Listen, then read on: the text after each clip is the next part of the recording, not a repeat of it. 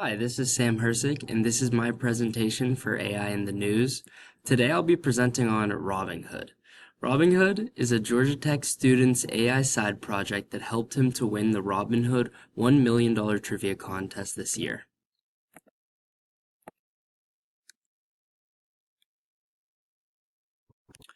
So an overview of the project is that Sothvik Vangavolo created an AI-powered system that leveraged LLMs and computer vision to win the RobbingHood $1 million real-time trivia challenge. His solution automatically read questions from his phone using his webcam and answered them back to him in real time. So, an overview of the RobbingHood $1 million trivia contest was that Robinhood launched this limited time trivia game as part of its user engagement campaign this year. They offered $1 million in Bitcoin to the participants who ended up answering all of the trivia questions correctly, and the Bitcoin was to be split amongst them evenly. So on the right side, you can see kind of the UI of what the mobile app looked like for the actual trivia contest.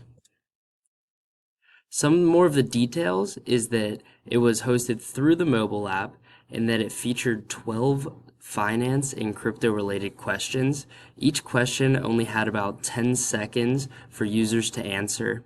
The contest attracted almost 400,000 participants, and out of those, only 615 of them answered all 12 questions correctly and ended up splitting the money.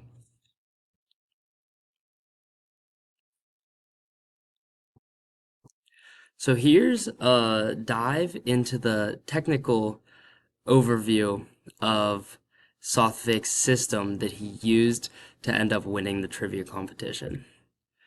So from a high level, all he really did was use different APIs that connected him to computer vision as well as popular LLMs, which allowed him to process the questions in real time and receive all of his answers back within 3-second window.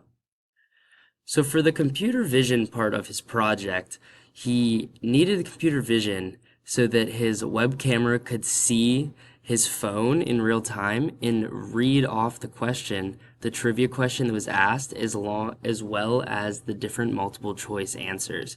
So to do this, he used an API from OpenCV and he extracted the questions using Google Cloud Vision OCR. He processed the image continuously so that he never had to turn off and on the webcam. It just constantly ran, and as soon as he would show his phone, it would recognize that there was a question, and then it would get back to him with the answer using the LLMs. And this was all an overlay on his computer so that he could still see the responses while seeing his web camera and making sure that his web camera can read from his phone.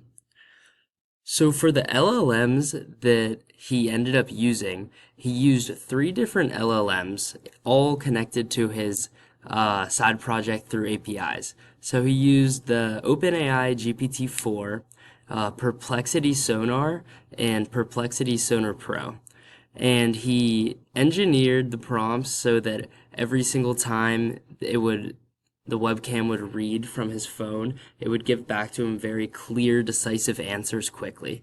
A super important part of this project is that he used multi-threading so that he could get his answers back from these LLMs at the same time and didn't have to sequentially wait for one at a time for each LLM to answer him. So he was able to validate his responses, and this is the whole reason to use 3 different LLMs, is so that they can kind of triple check each other and make sure that with one LLM, it's definitely possible that it gets the answer wrong or hallucinates, but by using 3, it was kind of a safety check to make sure that the answer he was getting back had the highest probability of being correct.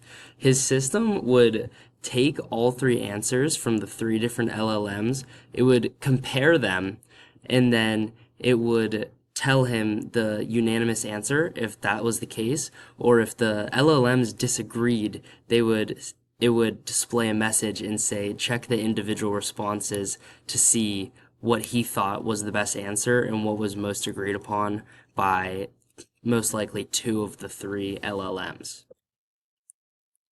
And how well did the system work? So the system ended up clearly working because he was able to answer all 12 questions correctly. It answered the questions quickly and accurately, as you can see here. One of the most important parts of his selection for the Perplexity Sonar Pro was that Perplexity was the first company to integrate search grounding into their LLM, essentially where your LLM can actually go out and search real-time data and get back to you the result. So having search grounding was super important, especially when it came to very niche finance questions that had to do with times right now and often 2025 in general. So the last section that we're going to dive into is the ethics behind the side project.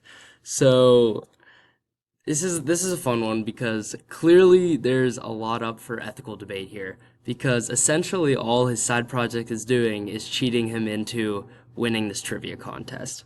One thing I didn't mention because I didn't say the actual number, but because there were 615 winners of the $1 million, each winner ended up taking home 1.6 grand. And I think it was $1,616, or it was right around there. So the ethical concern that he was taking money away from the other winners isn't so big of a problem here because if he ended up not winning and the other 614 winners split his share, each of them would only have ended up making about $2.80 more. So I think uh, the more important question to dive into is how can this lead to other ethical concerns in the future? So the entire system, like I said, it is about cheating and it's about just using AI to answer these questions so he didn't have to memorize these.